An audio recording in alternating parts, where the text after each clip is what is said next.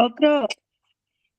Se você, Cami, você por aqui, se vocês quiserem, hoje a gente pode emendar 2 revisões, tá? Aquela revisão extra, que é do material extra, a gente pode emendar. Tu tira o microfone, Cami, por favor. Deixa eu só fazer uma pergunta à senhora, só liguei para isso. Começou agora, faz tempo. Começou agora, nesse minuto. Hoje eu não fui trabalhar não, que eu tô gripada. Aí eu vou Isso. assistir aula ao vivo hoje, graças a Deus. Pronto, então vamos embora. Eu acho que eu vou emendar 2 hoje, tá? Dependendo aqui, como não tem ninguém me olhando, eu acho que eu vou emendar 2. Deixa eu só... Eu entrei por aqui também. Pronto, vamos nessa. Aula de revisão, a essa altura do campeonato, vocês já aprenderam a escrever, já treinaram muita escrita, e não cabe mais para mim aqui ficar mostrando para vocês como é que resolve questão, porque a maior dificuldade de vocês não é escrever, como a gente sempre fala no início, é identificar as teses. Então, as minhas revisões são voltadas para aquilo realmente que eu acho que vem na sua prova, para as maiores incidências da FGV, e para que você lembre dessas teses, ok? A primeira é desistência, artigo 14, 15, 16 e 17. Vamos lembrar aqui do artigo 14, que está lá na parte de tentativa. Lembra que a tentativa, a consumação, ela não acontece por circunstâncias alheias contra a vontade do agente. A polícia chega, a vítima reage, a arma falha, ou seja, o agente, por ele continua e ele consegue consumar o crime, mas ele não consegue esse êxito devido às circunstâncias alheias à sua vontade. Isso é muito importante estar em mente para você saber diferenciar os 2 institutos que estão presentes no artigo 15, que são a desistência voluntária e o arrependimento eficaz.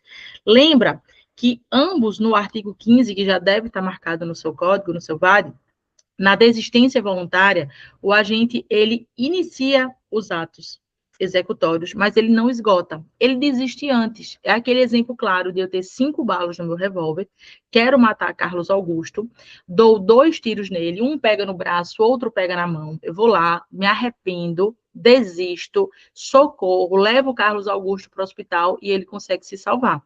Ah, Cíntia, mas a desistência voluntária, você não socorreu ele? A desistência voluntária, o arrependimento eficaz, não pode ficar na sua mente somente com base em exemplo. Não é só o fato de eu ter socorrido.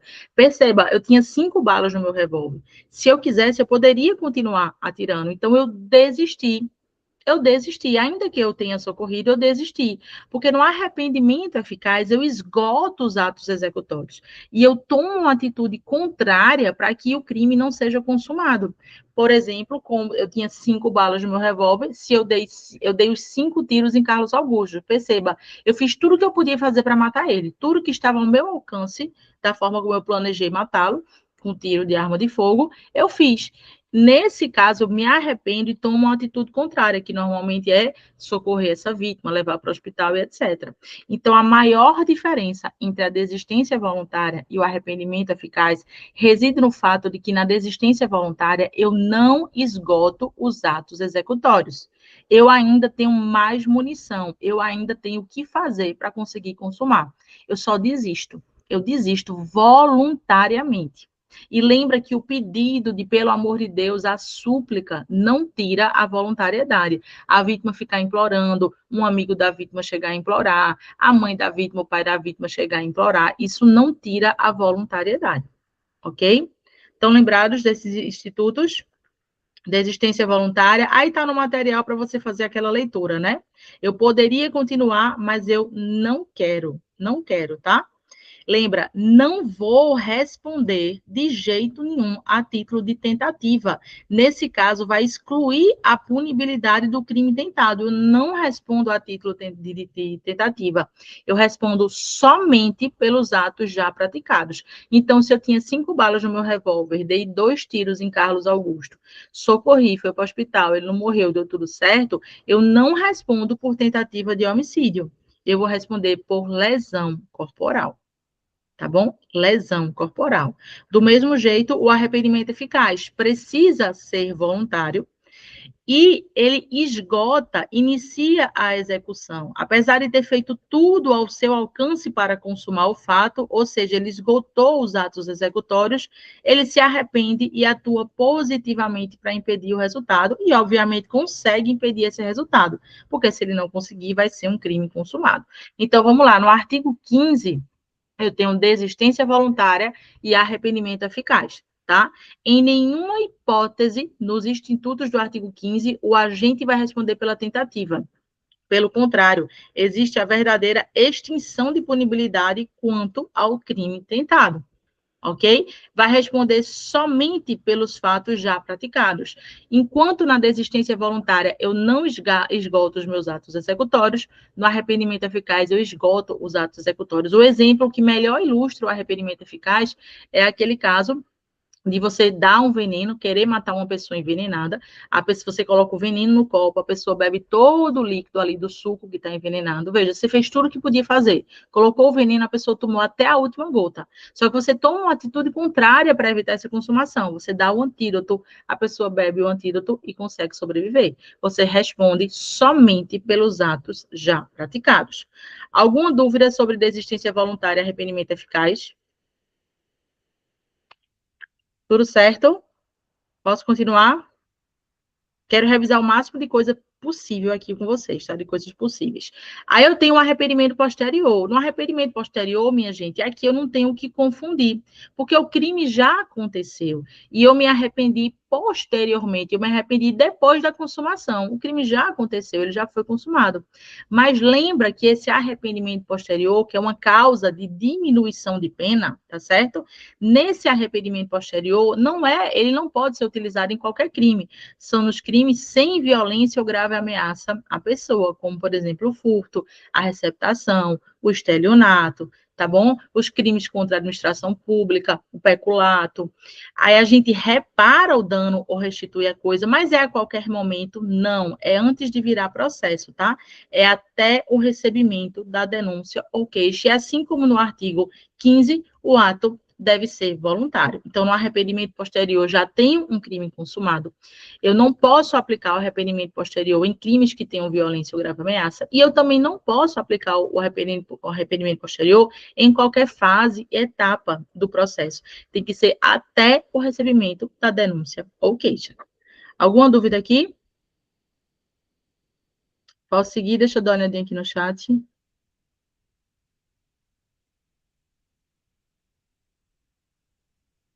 Nenhuma dúvida? Tudo bem, vamos seguir, vamos revisar o máximo que der.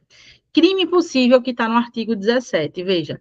Não se pune a tentativa quando, por ineficácia absoluta do meio ou absoluta impropriedade do objeto, é impossível consumar-se o crime.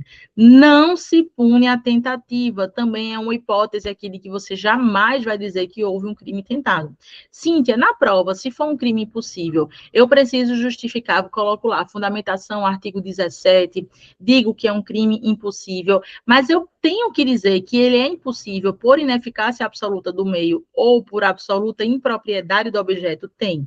Você precisa fazer essa identificação, tá bom? Senão pode ser que você perca ali um 0,5 na sua resposta. Cíntia, o que é a absoluta ineficácia do meio? O meio que você escolheu para praticar aquele crime é absolutamente ineficaz. Imagine só que eu queira matar a Cami envenenada, e ao invés de colocar veneno, que eu acredito ser veneno no vidro, eu tenho ali um soro fisiológico. Ninguém tem alergia a soro fisiológico, tá certo? Para matar por conta do soro fisiológico. Então, o meio que eu escolhi, matar a Cami, era um meio absolutamente ineficaz. Eu pego uma arma de fogo que é uma arma de brinquedo, um simulacro, e eu acredito ser uma arma de fogo. Me venderam como uma arma de fogo. E venderam até as balas para colocar nela como uma arma de fogo, mas não era. Ou seja, o meio que eu escolhi era absolutamente ineficaz. Já a absoluta propriedade do objeto é o objeto do meu crime. É o objeto realmente do meu crime. É o celular, é a pessoa, é a casa, é a bicicleta, é o objeto. Aquele objeto era absolutamente impróprio. E o exemplo mais claro que a gente tem disso é matar a gente morta. Eu quero matar, por exemplo, Rian, dou vários tiros nele enquanto ele está dormindo, e depois a perícia me diz, o exame necroscópico me diz que ele morreu 5 horas antes devido a um infarto, ou seja, ele já estava morto. Posso responder aí a título de vilipêndio e etc., mas por tentativa de homicídio é impossível, porque é um crime possível conforme o artigo 17, devido à absoluta impropriedade do objeto. Então, cair no crime impossível, você não apenas vai dizer que é impossível e dizer que não vai responder pela tentativa, justificando o artigo 17. Você precisa dizer se foi por ineficácia absoluta do meio ou se foi por absoluta impropriedade do objeto. Sempre que cair, preste atenção para não esquecer de colocar isso nas respostas. Sempre que cair o artigo 15 e 17, é necessário que você diga que não vai ser punido a título de tentativa. É necessário que você diga isso, porque provavelmente a questão vai dizer que o juiz recebeu a denúncia, ou que o Ministério Público denunciou o crime tentado. Você precisa dizer na sua resposta que não pode, a título de tentativa, responde somente pelos atos já praticados. É importante que você diga isso, ok?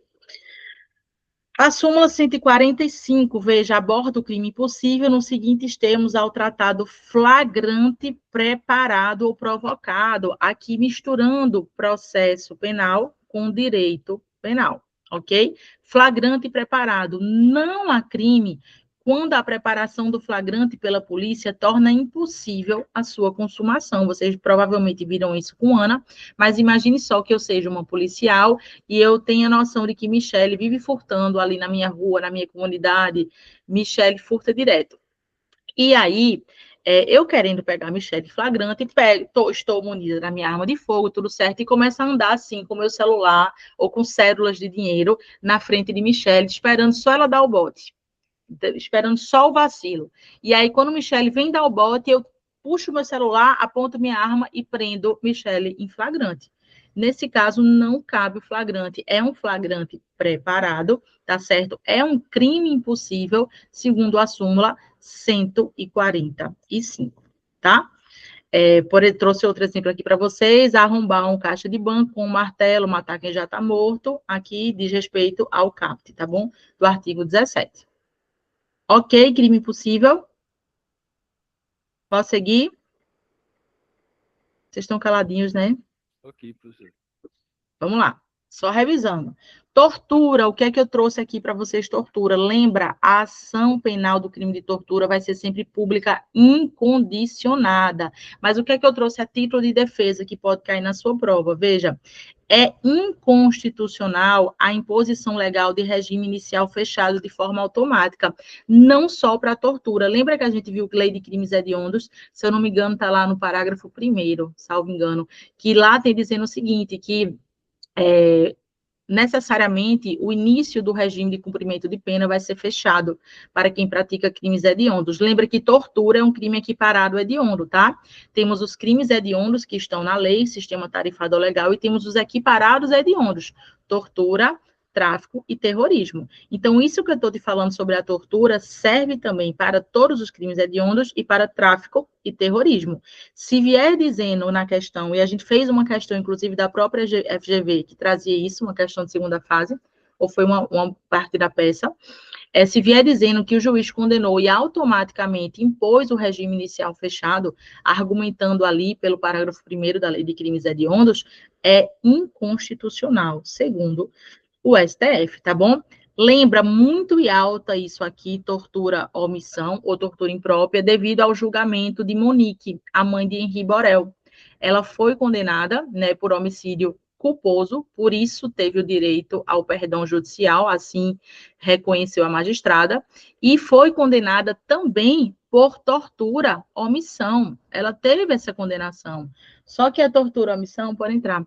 Só que essa tortura omissão, ela não é nem hediondo, nem equiparado a hediondo, tá bom? Lembra, tortura omissão não é nem crime hediondo, nem crime equiparado a hediondo, tanto que a gente tem uma pena bem pequena, que foi o caso de Monique, aquele que se omite em face dessas condutas, quando tinha o dever de evitá-las ou apurá-las, incorre na pena de detenção de 1 a 4. Então, vê, tortura imprópria ou tortura omissão, você pode justificar das duas formas, usar essas duas nomenclaturas.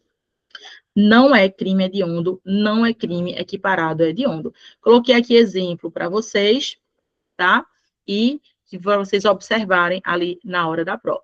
Artigo 18. É doloso quando a gente quis produzir o resultado, assumir o risco de produzi-lo. Aqui a gente tem dolo eventual e culpa consciente. Também tem em alta, devido àquela menina, né, que foi arremessada quando estava pulando ali daquele esporte, que é parecido com o bang jump, mas eu esqueci de falar. Veja só, O dolo eventual e a culpa consciente na vida real, eles são muito difíceis de provar. Muito, porque nos dois existe a assunção do risco. Nos dois, eles assumem o risco, eles sabem que a merda pode acontecer. Nos dois sabem, embora eu sei que quando a gente diga, o dolo eventual assumir o risco porque está lá no artigo 18, enquanto na culpa não fala, no artigo que no inciso 2 sobre a culpa, não fala que assumiu o risco, né? Mas a gente tem essa previsibilidade nos dois. A gente sabe, veja, um cara que está jogando faca na mulher no circo, ele sabe do risco, ele está assumindo um risco, não. Ou não. Ele está, os dois, tanto na culpa consciente quanto no dolo eventual, eles assumem o risco. A diferença ela é bem subjetiva e ela precisa ser dita na prova. Quem pode falar, Cami?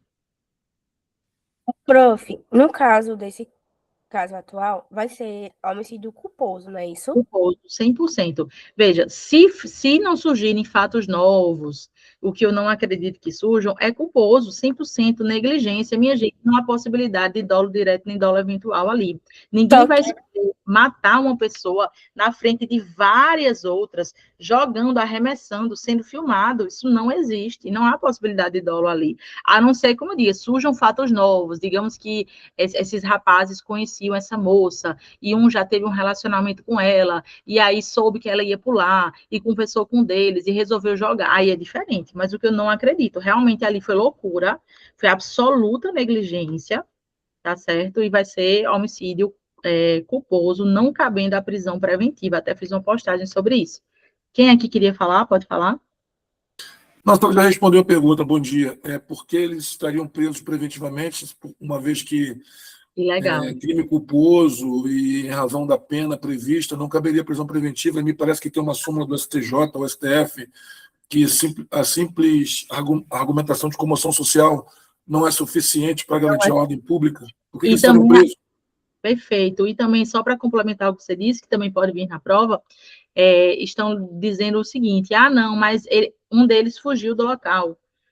Minha gente, fugir do local é caso de aumento de pena no crime culposo. Se você olhar lá no Código Penal, é caso de aumento de pena no crime culposo. Fugir do local não torna o crime doloso, não justifica a prisão preventiva. Okay? E aí, o que aconteceu, me parece, né? Eles parece que se apresentaram, né? Teve audiência de custódia, e na audiência de custódia, muito provavelmente, estou analisando dessa forma, de acordo com o que eu aprendi, o juiz poderia ter. Deveria, né? Ter dado a liberdade. Deveria, né? Ou relaxado a prisão, concedido liberdade provisória, e o advogado deveria ter, né, pontuado isso daí, mas o juiz converteu em preventiva. Né? É um negócio meio esquisito. O público pediu e o juiz converteu em preventiva porque teve o apelo midiático. Ali a galera querendo aparecer, a delegada querendo dar entrevista, o promotor, isso aí a gente infelizmente sabe que é isso que acontece. Foi uma fatalidade, foi terrível, não significa dizer que eles não vão ficar sem punição, porque as pessoas acham que o fato de ficar solto é ficar sem punição. Veja só, vão ser condenados com toda certeza por homicídio culposo, tá bom? Existe punição, vão ali, a vida deles ali vai ficar paralisada, eles estão com certeza traumatizados, eu tenho certeza que eles não queriam que aquilo acontecesse, mataram uma pessoa, nada nunca vai apagar o fato de que eles mataram uma pessoa, mas a gente tem que dar a lei às partes, né, ao agente, a justa medida. A gente não pode jogar pela emoção. Eu estava até observando na postagem que eu fiz no Instagram a quantidade de ódio que eu recebi. Eu estou apagando muitos comentários mesmo, dizendo que queria que acontecesse com a minha filha, para ver qual seria a minha opinião. E eu começo o vídeo dizendo que não é sobre emoção, é sobre o direito. E ainda assim, as pessoas muito emotivas, muito cheias de ódio e etc., ficam lá destilando veneno, que a pessoa não pode mais nem dar dica. E eu falo, no final do vídeo, eu até falo, para os meus alunos que fazem OAB ou concurso público, culpa consciente e dolo eventual são temas recorrentes, olhem na legenda. Ou seja, a minha postagem não é sequer uma opinião, um pitaco. Foi feita realmente para os meus alunos. Vocês vão fazer prova agora. Os meus alunos de carreiras policiais vão fazer prova no próximo mês. Então, realmente foi uma postagem para os meus alunos, para quem me segue. Mas aí foi um vídeo que furou a bolha e a galera tá me esculhambando e desejando que isso aconteça com minha filha. É uma loucura, o povo tá realmente doente, desesperado. Mas veja, então na prova... Pode falar. Eu vi isso aí, achei um absurdo, mas, enfim, Para a nossa prova, por exemplo, o que caberia agora, nós, enquanto advogado da vítima, seria um habeas corpus para o TJ? Habeas corpus. O que resta, infelizmente, é o habeas corpus. Já foi feito o pedido de relaxamento, foi negado, né? Agora resta habeas corpus. Não, mas sim, mas Senhora, eu estou me prendendo no momento processual. O Habeas corpus. relaxamento Já foi seria... pedido. Não, Foi não, sim, negado. mas o relaxamento seria ali na audiência de custódia, correto? Sim. E aí, agora, né, como o juiz negou, caberia habeas corpus para o tribunal, é isso? Exatamente. Porque a liberdade provisória ali deveria ter sido de ofício. Perfeitamente. Uma vez que o juiz observe que a prisão foi manifestamente ilegal de ofício, ele deve imediatamente relaxar a prisão. É porque assim, esses institutos, sei que é do processo penal, eles ficam muito próximos à liberdade provisória, ao relaxamento de prisão, e até mesmo existe aquele conflito entre liberdade provisória e eventual pedido de revogação de prisão preventiva. Mas me parece que, nesse caso, como o juiz já se manifestou, ele não vai revogar a preventiva, é habeas corpus para o tribunal, né? Habeas corpus para o tribunal. Perfeito. Tá bom, obrigado. Assim, não é esse. Então, veja, na prova síntese... professora, só uma dúvida. Pode falar. A senhora falou que a questão de fugir do local é uma causa de aumento de pena, é isso? Exato. E assim, poderá o juiz acatar a questão, justamente isso que a professora falou da emoção e afastar pela devida, na hora do calor do negócio ali, o pessoal, família e tal? Sim, existe a possibilidade de você afastar esse aumento de pena se, por exemplo, o agente tiver risco de vida. As pessoas quiserem lixar ele, quiserem se vingar de alguma forma e ele ter fugido por isso. Ou até mesmo, agora indo para a vida real, geralmente alega-se pânico, descontrole, de dissociação emocional. Ficou desesperado, entendeu? Mas pode sim alegar que fugiu para não ser morto, por exemplo. Aí não incide esse caso de aumento de pena. Esse aumento de pena, ele é bem claro lá no Código Penal. A pessoa podendo ajudar e não querendo é que tem esse aumento de pena no homicídio culposo. Ok, Cristiano? Perfeito, professor. Obrigado. Vamos lá. Aí, voltando, na prova, como a gente aqui, realmente, na vida real, é muito difícil de você dizer, porque é algo muito subjetivo, vai ali no que a pessoa está sentindo. Ambos têm essa previsibilidade, ambos eles assumem o risco. Só que na culpa consciente, genuinamente, apesar dele saber que tem esses riscos, ele acredita que de acordo com a técnica dele, aquilo não vai acontecer. Um acidente de trânsito, e aí eu quero que vocês prestem atenção na prova, até porque vocês precisam justificar no Código de Trânsito, um acidente de trânsito de uma pessoa que dirige em alta velocidade, tanto pode ter a culpa consciente, quanto pode ter o dolo eventual. Vai depender das circunstâncias. Nem sempre uma pessoa que bebeu uma cervejinha, por exemplo, e atropelou uma pessoa, agiu em dolo eventual. Apesar de que normalmente age. Então, vocês vão ter que perceber na questão. A gente tem um caso aqui em Pernambuco, em Recife especificamente, chamado caso Tamarineira, que teve o júri popular no ano passado e foi assim, um dos mais tristes que eu já vi, porque esse rapaz, eu tenho certeza que ele não saiu de casa nesse dia disposto, dizendo, eu quero destruir uma família, mas ele bebeu muito, estava dirigindo em alta velocidade, ultrapassou o sinal no bairro da Tamarineira, por isso que chama bairro da Tamarineira, caso Tamarineira, e ele matou a mãe, o filho do cara e a babá. Sobreviveu o pai e a filha até hoje tem problemas gravíssimos derivados desse acidente. Então, realmente destruiu a família. E ele está absolutamente destruído. No júri, ele pediam para matar ele, dizendo que ele não aguentava mais carregar essa culpa. Ele chorava o tempo inteiro, ele está destruído. Então, enfim. Mas veja, o júri entendeu como dolo eventual.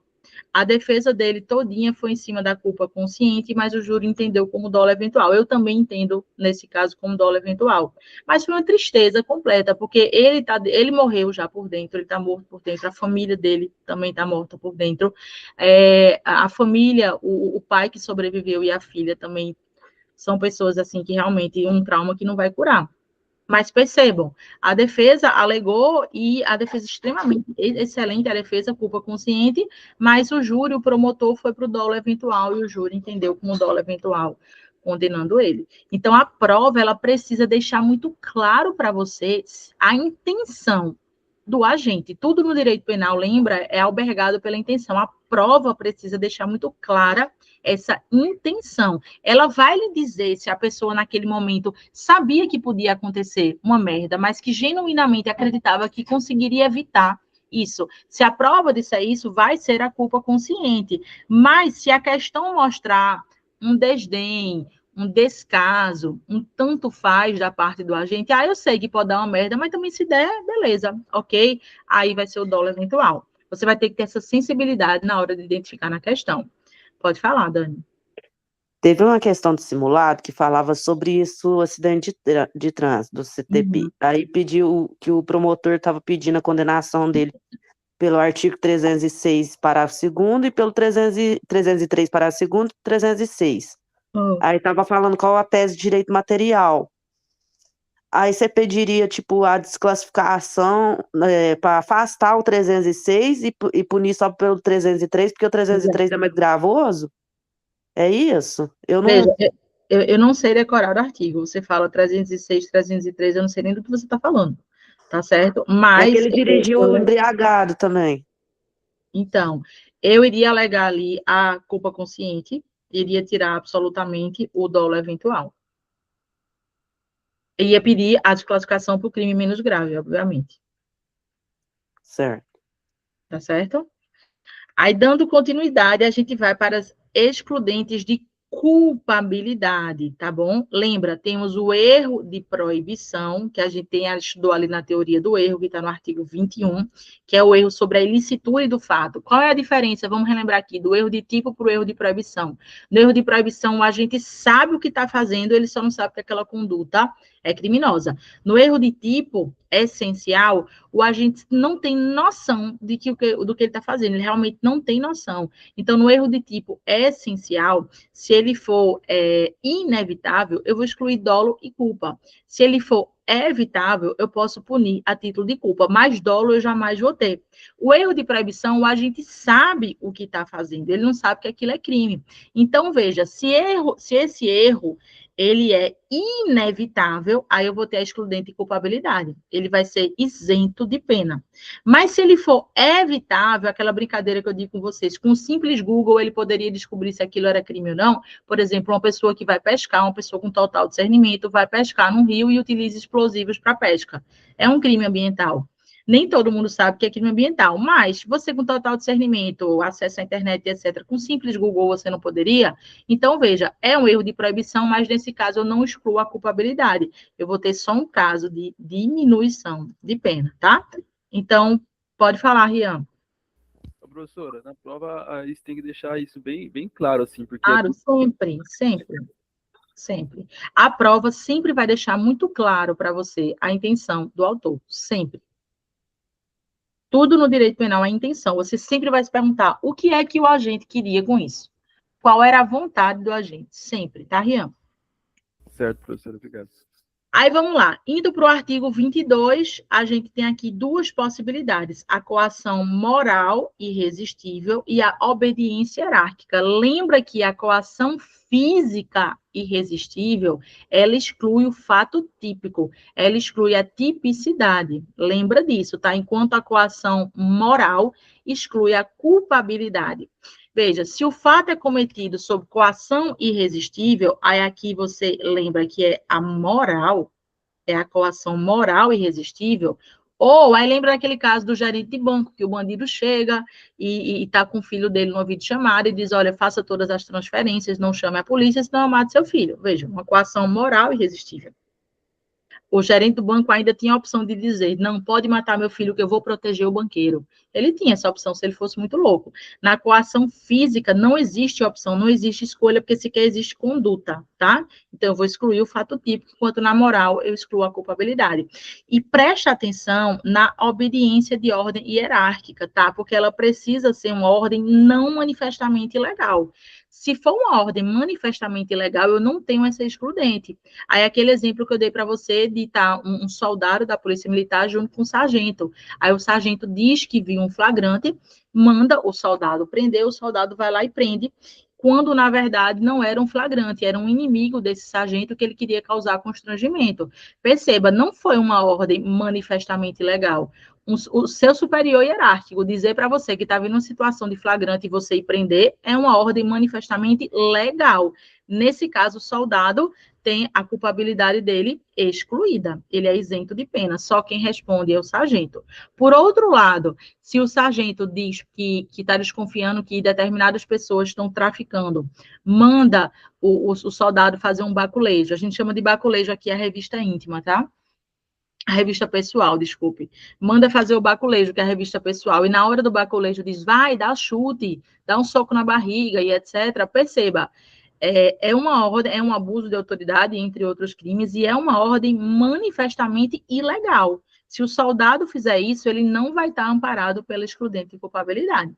Então, você tem que observar isso. A ordem, ela tem que ser, não pode ser manifestamente ilegal, tá bom? Tem que ter as caras, as virtudes de legalidade. Quem queria falar? Alguém queria falar? Pode falar, Renata. Professora, bom dia. Bom dia. Então, a coação física exclui o fato típico e na Isso. coação irresistível exclui a culpabilidade. Exato. Coação física exclui a tipicidade, o fato típico, não tem conduta. Você pode responder essas três possibilidades que vai pontuar. Exclui o fato típico, não tem conduta, exclui a tipicidade, quer dizer a mesma coisa. Já a coação moral exclui a culpabilidade. A FGV adora confundir esses dois. Sim, essas expressões têm que estar no... Tem que estar. Veja, não só isso. Quando você for escrever, lembra aquilo que a gente já treinou muito. Você geralmente vai responder uma pergunta sim ou não. Geralmente, né? Você vai dizer sim, por conta disso e disso e daquilo. Quando você justificar o sim ou não, você precisa desenvolver. Por exemplo, existe, ele vai ser isento de pena devido à coação moral irresistível, segundo o artigo 22 do Código Penal, que exclui a culpabilidade. Você precisa explicar, você não pode dizer, foi uma coação moral irresistível, segundo o artigo 22 do Código Penal. Tá, e qual é a consequência disso? Você tem que dizer a consequência disso. Deixa eu dar uma olhadinha aqui. Pode falar, Tá Antônio. bom, obrigado, professor. Nada. Se eu usar a expressão excludente de tipicidade, Tá correto. ela substitui a tipicidade de conduta? Substitui, pontua também. Tá. Assim, Não eu houve vejo... conduta, excludente tipicidade, tudo isso pontua. Outra pergunta, é lá no caso da inimputabilidade, que é uma excludente de culpabilidade, por exemplo, pela idade. Se eu colocar... Porque, assim, o raciocínio fica varado na hora da prova. Se eu Não, pode colocar só, perguntar. é uma excludente de culpabilidade, e não falar necessariamente que Tem que foi uma... falar. Hã? Tem que falar. É um excludente de culpabilidade por imputabilidade, precisa falar. Por inimputabilidade, Precisa falar. por embriaguez involuntária. Precisa falar, por exemplo, toda vez que você for aplicar um excludente de culpabilidade, você precisa dizer se é por erro de proibição ou erro sobre a licitude de fato, se é aqui baseada no 22 ou se é pela imputabilidade. Nos três você precisa desenvolver. Senão não pontua completo, vai pontuar parcialmente. Inexigibilidade de conduta diversa versus excludente de culpabilidade. 22. Você vai dizer que é um excludente de culpabilidade por inexigibilidade de conduta diversa. Tá. Porque a excludente de culpabilidade ela tem vários tópicos, né? Começa lá no... Lembra que inexigibilidade de conduta diversa está aqui no artigo 22. Tá, tudo bem. Ok? Sempre você vai ter que desenvolver, deixar a resposta redondinha. Dani falou que não Porque consegue... por exemplo, professora, me perdoe, no caso das excludentes de tipicidade. A gente vai revisar hoje. Tá, beleza. Tá certo? Obrigado. Segura aí um pouquinho que eu trouxe no material, tá? Para hoje. Dani, você falou que não entende diferença de dolo e culpa, não entendi. Pode desenvolver melhor? Pode falar? Dani? Tem as excludentes de culpabilidade que ele estava falando aí, que é a menoridade e tal, aí eu tenho dificuldade de colocar... Tá? Eu tenho dificuldade na hora de colocar, sabe? Excludente de culpabilidade. Esse daqui exclui o dolo, mas ele pode ser punível por culpa. Não, você está confundindo. Você está confundindo aí no erro de tipo essencial. Veja só, Dani, você vai pegar o material de erro de tipo, só o slide, e lá eu tenho um mapa mental, que ele fala exatamente, por exemplo, erro de tipo, aí tem um tracinho essencial e acidental. Aí no essencial tem erro de tipo essencial inevitável, que vai excluir dolo e culpa. E erro essencial evitável, que vai excluir somente o dolo, responde a título de culpa. Deixa eu te dar um exemplo. Imagine a seguinte situação. Agora a prova, obviamente, tem que deixar claro. A FGV, inclusive, já colocou isso numa questão. A gente sabe que fazer sexo ou qualquer ato libidinoso, ainda que consentido com menor de 14, é estupro de vulnerável, não é? Mas imagina que Rian passou no AB, foi comemorar, estava numa boate, para maiores de 18 anos, e ele fica com a menina, tá lá na boate com a menina. E aí a menina convida ele para ir para casa dela e eles fazem sexo consensual. De repente chegam os pais da menina, chamam a polícia, dizem que a menina tinha 13 anos, Rian é levada até a delegacia de polícia para prestar esclarecimentos. Não temos aqui um estupro de vulnerável, por erro de tipo essencial. Erro de tipo essencial. Ah, Cíntia, mas se ele tivesse tido um pouquinho mais de cuidado e etc., ele poderia ter percebido que era menor. Poxa, ele estava numa boate para maior de 18 anos, certo? À noite, escuro, luz baixa, bebida alcoólica. Não é ele que vai estar pedindo a identidade de todo mundo numa balada que é para maior de 18 anos. Diferentemente seria se ele tivesse conhecido no shopping. Aí seria estupro de vulnerável. Aí ele deveria ter tido esse cuidado. Então, veja só, Dani, o estupro, como furto, eles não admitem a modalidade culposa. Concorda comigo? Sim. Então, necessariamente, independentemente de eu pensar, será que era um dolo, será que era um erro de tipo evitável ou inevitável? Quando não tem a modalidade culposa, eu não vou ter que responsabilizar por culpa. Eu sempre vou excluir o dolo, concorda? Então, eu vou tirar dolo e culpa. Mas há casos em que, por exemplo, a gente pode responder a título de culpa. Por exemplo, tem no material esse exemplo, inclusive. Você está numa mata que é legalizada para caça, você está no período de caça, você está todo regular, está todo certinho, não tem nada de errado com você, com seu armamento, com nada, absolutamente nada. E você vai lá, vê um arbusto se mexendo, você dá aquela olhada, na sua cabeça é um animal, você atira, quando você chega não era um animal, era outro caçador.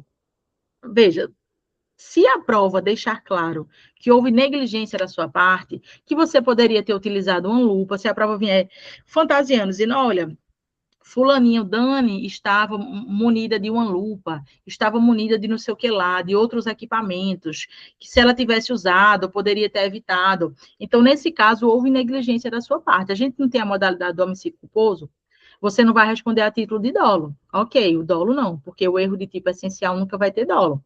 Mas como o homicídio admite a modalidade culposa e a questão vai deixar claro para você que faltou um cuidado, faltou um zelo, faltou um capricho, se você tivesse observado um pouquinho mais, se você tivesse usado a lupa que estava com você e a questão disse que você estava com uma lupa, nesse caso você talvez pudesse ter evitado, tá bom? Então, nesse caso, você vai responder, vai ser erro de tipo essencial, evitável, vai excluir o dolo, mas você vai responder a título de culpa. Nesse caso, você vai responder por um homicídio culposo. Entendeu, Certo, Dani? Mas a questão, ela vai te dizer, ela vai te dar essas dicas, ela não tem como deixar no ar para você chutar o que é que vai ser, principalmente quando cai isso de parte geral, que é absolutamente subjetivo. Ok? Aí, indo para a imputabilidade, veja, na imputabilidade a gente tem 3 casos. Um que é da menoridade, que é aquele clássico, e toda vez que cai em menoridade, você vai sempre se ligar em lei penal no tempo, tá? Caiu em menoridade, você se liga em lei penal no tempo. E aí, temos outros 2 casos, da doença mental, retardo mental, e da embriaguez. Lembra que nos 2 casos, para eu ter a isenção de pena, para eu ter a excludente de culpabilidade, você tem que observar na questão se os agentes eles eram inteiramente incapazes de entender o caráter ilícito do fato. Porque se eles forem um pouquinho só capazes, só um pouquinho, eu não tenho uma excludente de culpabilidade, eu tenho uma diminuição de pena, que é o semi-imputável. Estão lembrados? Vão lá no artigo 20, lembro o nome do artigo não, procura ali, 27, 26, 29. Você tem a possibilidade do semi-imputável. 26, professora. Qual? 26. 26. Então, lá você tem a possibilidade do semi-imputável. O semi-imputável é quando você tem um pouquinho de capacidade. Então, para excluir a culpabilidade, para ser inimputável, precisa ser inteiramente incapaz de entender o caráter ilícito do fato.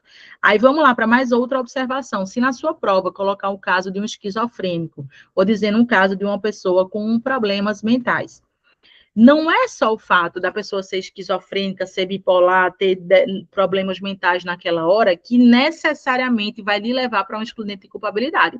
Tem gente que tem problemas mentais e que é muito melhor do juízo do que eu, que pelo menos diagnóstico não tenho, mas devo ter alguma coisinha aí. Mas diagnóstico ainda não tenho. Mas tem gente que vive muito melhor que eu, porque vive medicada, os medicamentos fazem com que tenha uma vida saudável, com qualidade, etc. É preciso que, no momento da ação ou omissão, essa pessoa esteja em surto. Essa pessoa esteja realmente, inteiramente incapaz de entender o caráter ilícito do fato. Ok? Essa pessoa tem que estar muito doidona naquele momento. Se ela tiver um pouquinho de juízo, eu não tenho mais excludente de culpabilidade por inimputabilidade. Eu vou ter uma causa de diminuição de pena. Aí, veja, artigo 28, muito importante. Não vai excluir a imputabilidade, emoção ou paixão, e a embriaguez voluntária ou culposa. Muita gente acha, mas foi culposa, foi sem querer, não exclui. Eu posso sair um dia para um lugar e estar disposta a não me embriagar. E, de repente, vou tomar só aqui uma taça de vinho. Eu sou uma pessoa que toma uma garrafa de vinho e fico absolutamente normal. Uma garrafa de vinho, para mim, é dose individual.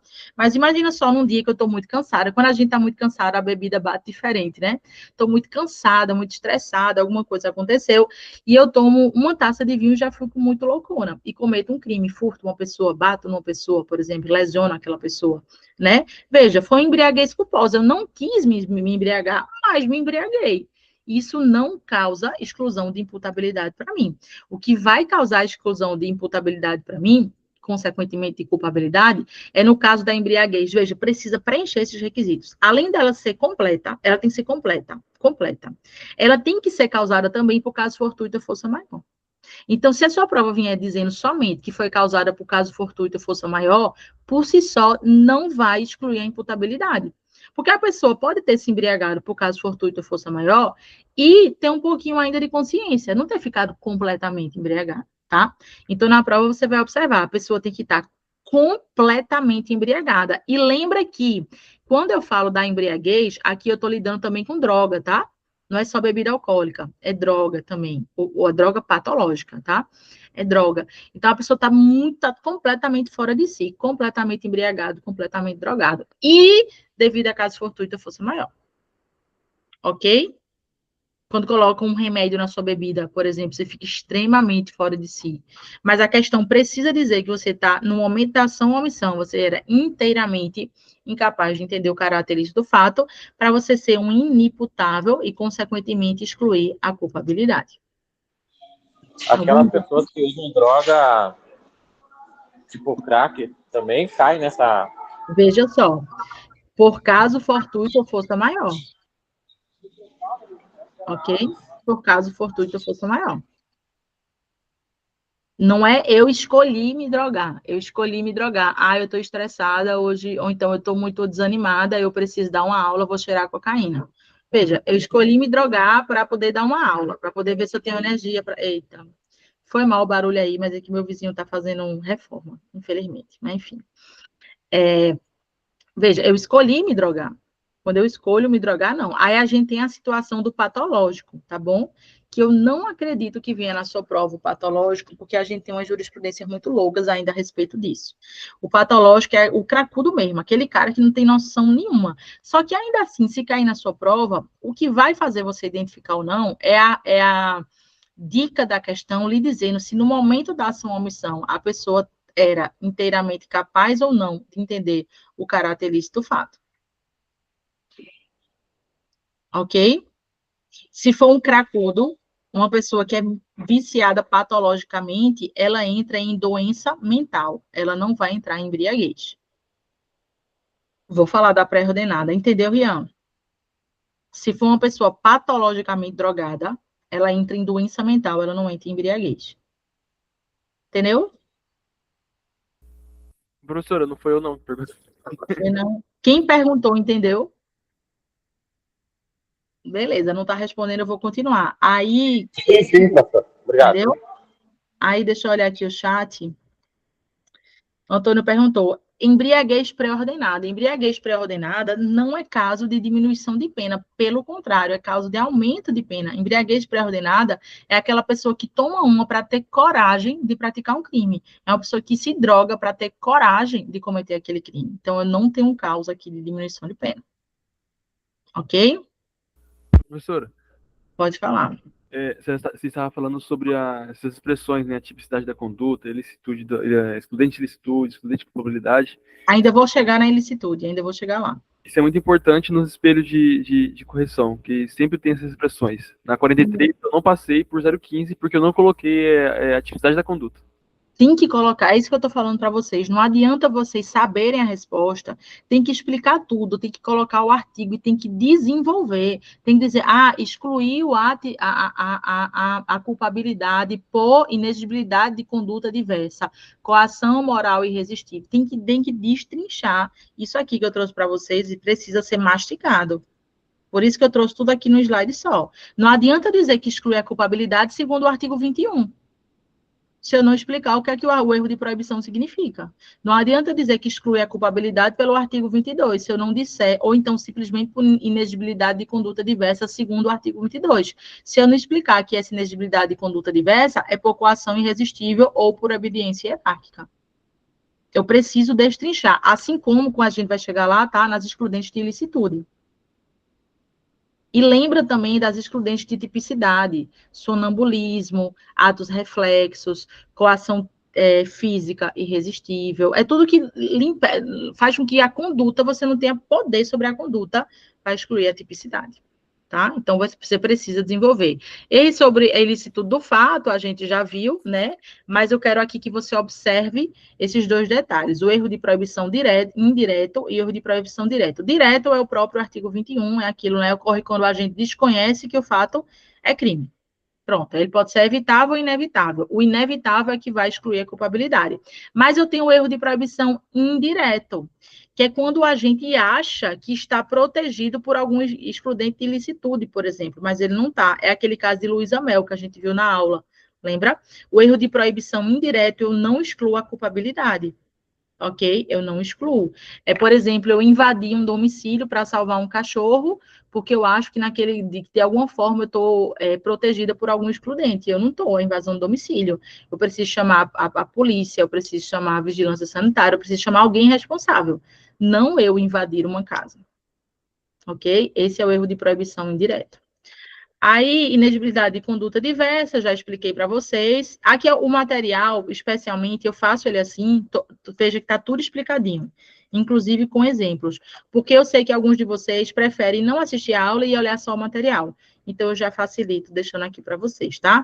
Aí, botei até aqui, leia no VAD 26, 27 e 29, sobre imputabilidade, que também exclui a culpabilidade, que foi o que a gente viu aqui, tá? Imputabilidade.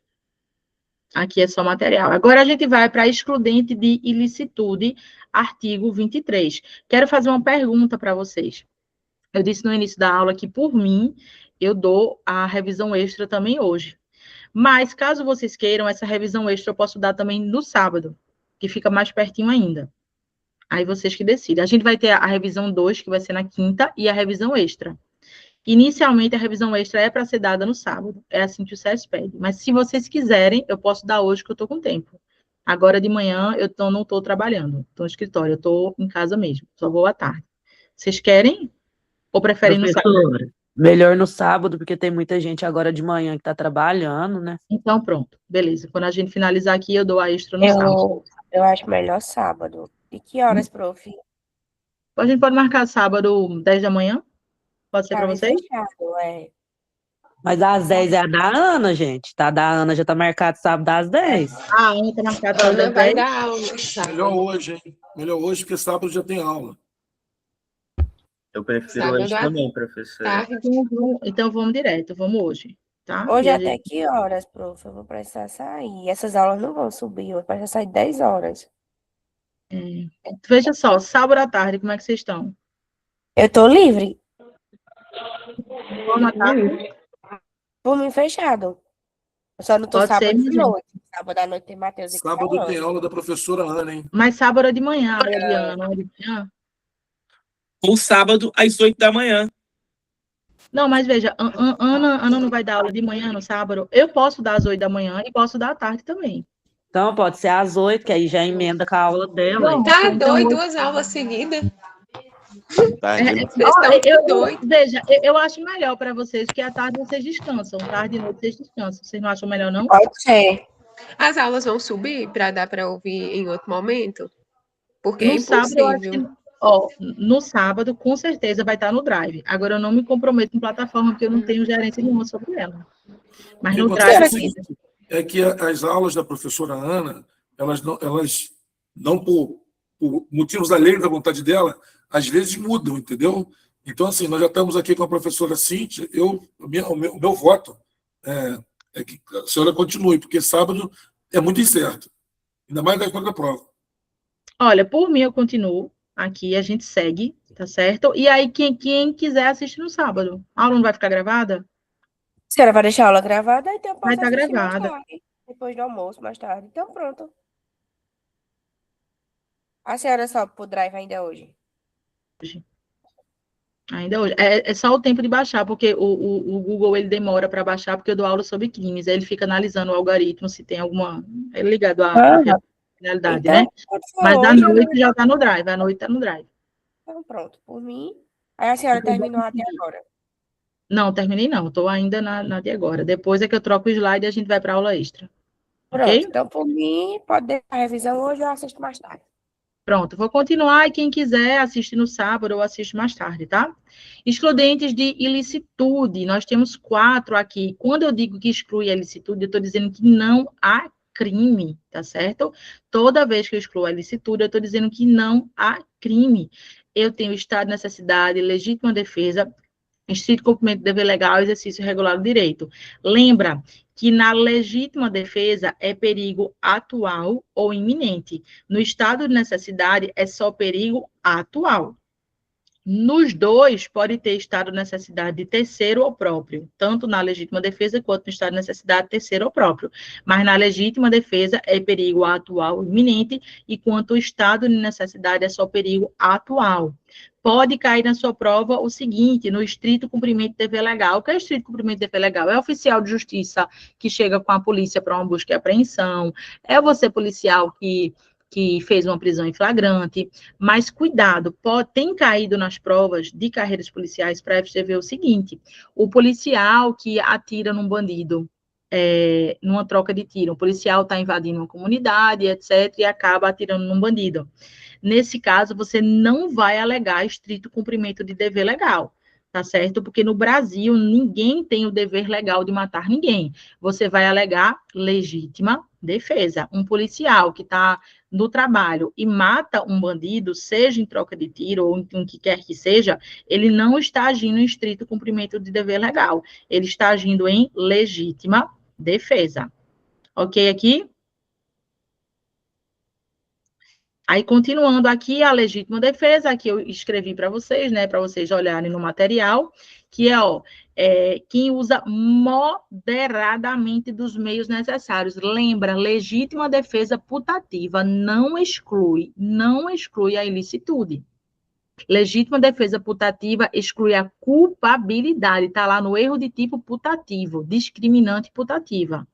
Ok? Anota isso, pelo amor de Deus.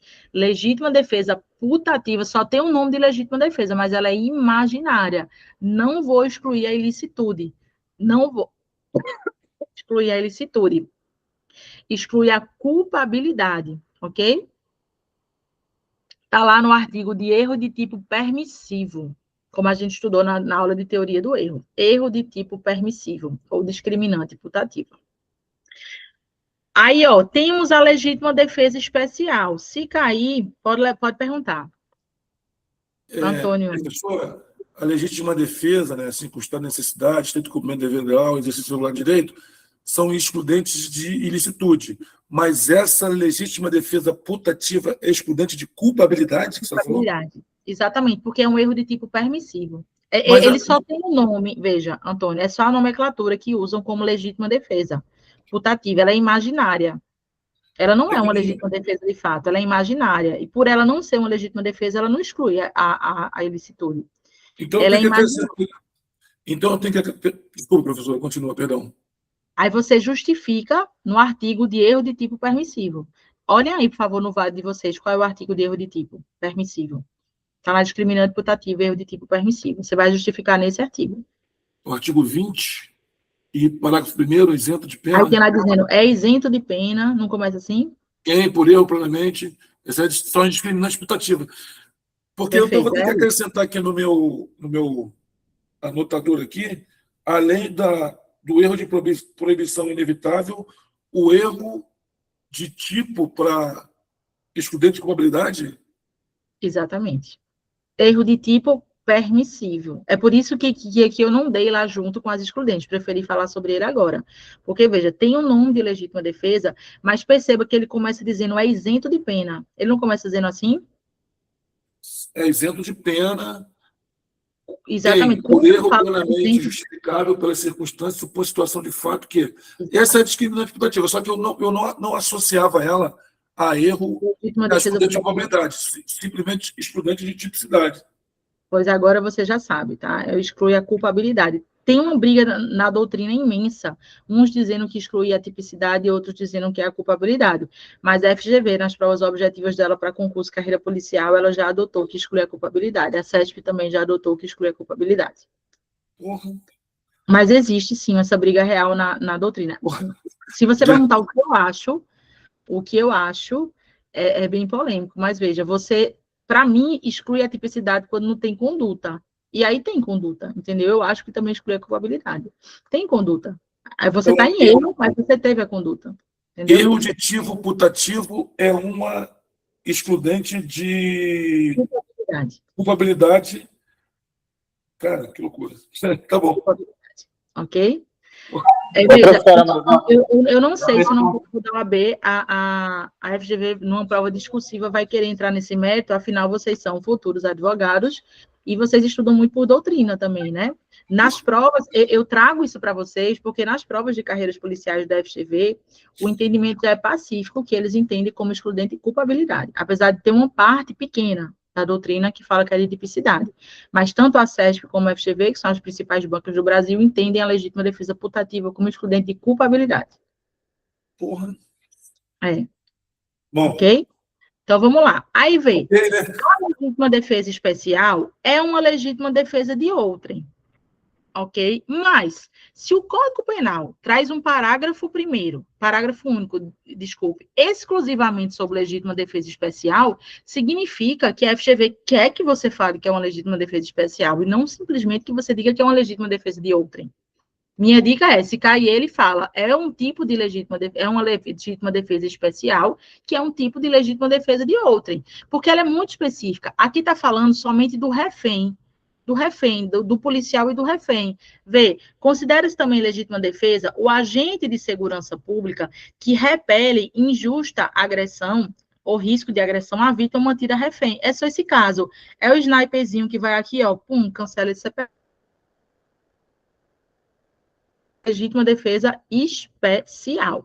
Veja, Cíntia, se eu colocar legítima defesa de outrem e justificar com parágrafo único, eu vou perder ponto? Eu acredito que não.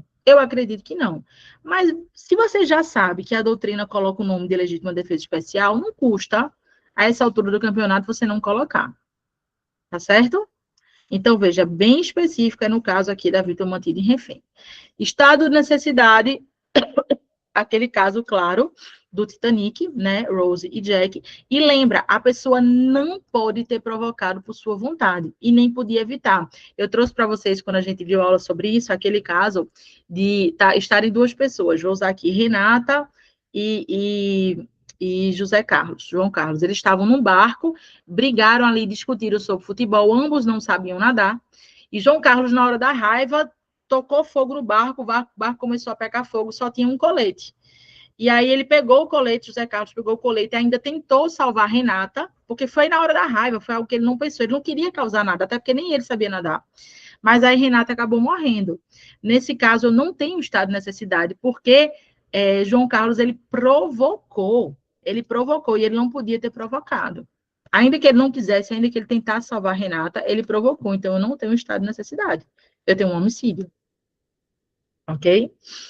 Então, veja, artigo 24 teria teoria unitária justificante. Não exclui a ilicitude totalmente, mas permite a redução de pena, pois, embora razoável, não era o ideal, que é o parágrafo 2º. Eu não vou excluir a ilicitude. Veja, embora seja razoável existir o sacrifício ameaçado, a pena pode ser reduzida. Nesse caso, eu vou ter uma redução de pena. Geralmente, é quando tem dois bens jurídicos que são relevantes, mas um é mais importante que o outro, como, por exemplo, vida ou patrimônio. Trouxe aqui o exemplo para vocês, uma casa incendiando e o sujeito empurra alguém no fogo para salvar as suas joias. A gente entende que a joia, que o patrimônio é algo relevante para o direito penal, sim, mas quando a vida está brigando com o patrimônio, eu não tenho como alegar estado de necessidade. Eu vou ter aqui uma diminuição de pena, ok? Aí, vamos lá, digamos que a FGV pesou a mão, e exija de você o conhecimento de estado de necessidade agressivo e defensivo. O estado de necessidade agressivo é aquele que você, por exemplo, você está tentando se salvar ali do Titanic, dá murro na galera, empurra, afoga a pessoa e etc. para você se salvar.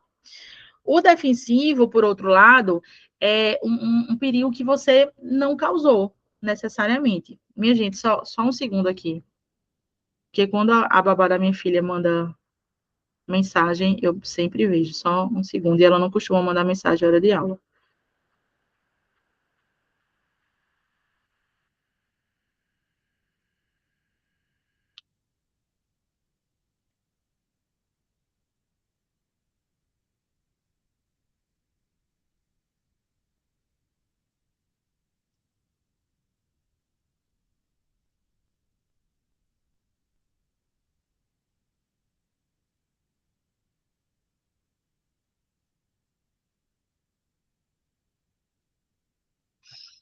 Ai, era besteira, graças a Deus. É porque minha filha tá doentinha, não foi para a escola hoje, e ela tá na casa de uma amiga minha para poder dar aula com a babá. Mas tá tudo bem, era só a questão do medicamento. Veja só, aí eu tenho o agressivo, está na necessidade agressivo, e o defensivo. Veja só, o defensivo, eu tô me defendendo daquela pessoa que causou o perigo para mim. Por exemplo, digamos, na mesma situação de Renata e João. Estou no carro, João colocou o fogo no barco, João colocou o fogo no barco. Se Renata desse uns socos, uns murros em João, afogasse João para pegar aquele salva-vidas, ela sim estaria em estado de necessidade defensivo. Ela estaria, se defendendo do causador do perigo. Ok? Se defendendo do causador do perigo. Mas eu tenho o agressivo, e o agressivo recai sobre um inocente, que não tem nada a ver. Imagina a seguinte situação, que eu estou no meu carro, aqui na Serra das Russas, Cami sabe onde é, aqui em Pernambuco, que é bem íngreme, e eu estou viajando, vindo de Gravatá para Recife, e de repente, atrás de mim, eu percebo uma carreta buzinando em alta velocidade, perdeu o freio, tá ali na descida da serra, em alta velocidade, perdeu o freio. Eu preciso sair da frente dessa carreta, senão lascou, o acidente vai acontecer. E quando eu saio para o acostamento rápido, eu bato numa van que estava cheia de crianças, que estava estacionada ali no acostamento. Perceba, foi um estado de defesa agressivo, porque eu agredi pessoas que não tinham nada a ver, pessoas que não provocaram perigo. Mesmo assim, eu estou amparado por estado de necessidade, ainda que eu tenha matado todas as crianças que estivessem lá dentro. Ok? Então, estado de necessidade defensivo, eu me defendo contra a pessoa que causou o perigo.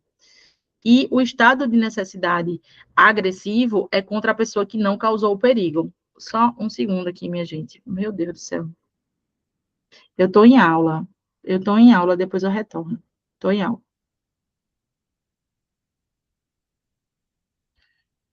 Deixa eu voltar aqui. Eu estou em aula.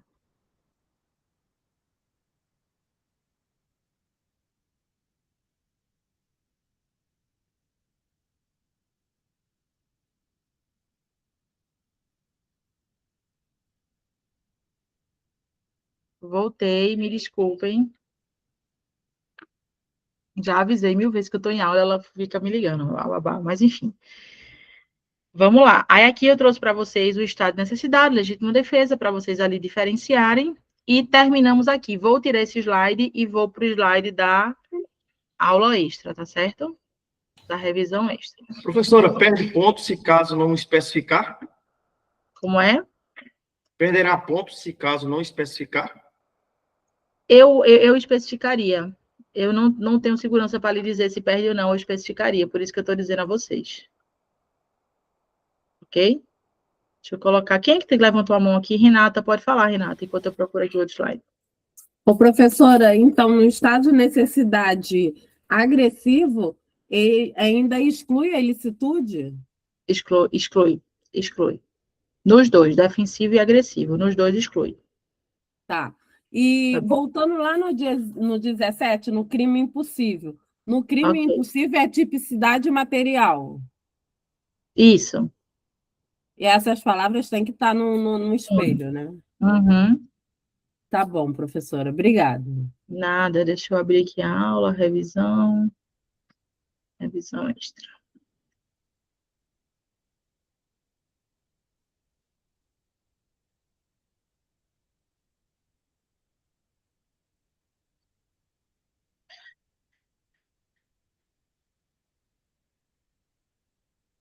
Bora lá para nossa revisão extra.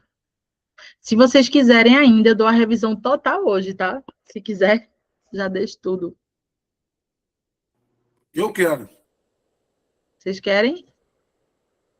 E aí a gente livra a quinta, caso queiram. Professora, que horas que essa reunião... que essa reunião... Estava em reunião agora, minha cabeça está... Que horas que essa aula vai estar disponível para a gente? À noite. Ah, não, fechou. É porque eu cheguei agorinha, aí eu perdi o início.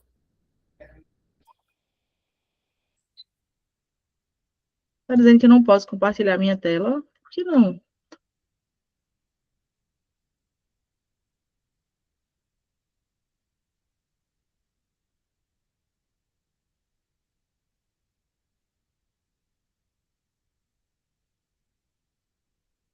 Gente, deixa eu fazer assim, eu vou encerrar essa chamada e eu coloco como aula revisão 1 e mando novamente o link como revisão extra. Pode ser? Pode, vai Ok? começar agora? Vai começar agora. Eu só vou encerrar aqui para ficarem duas gravações. Tá Tá certo? bom. E vou Obrigado. mandar o link novamente lá de revisão extra, tá? Pode sair aqui que eu vou só terminar de finalizar a gravação. Parar de gravar.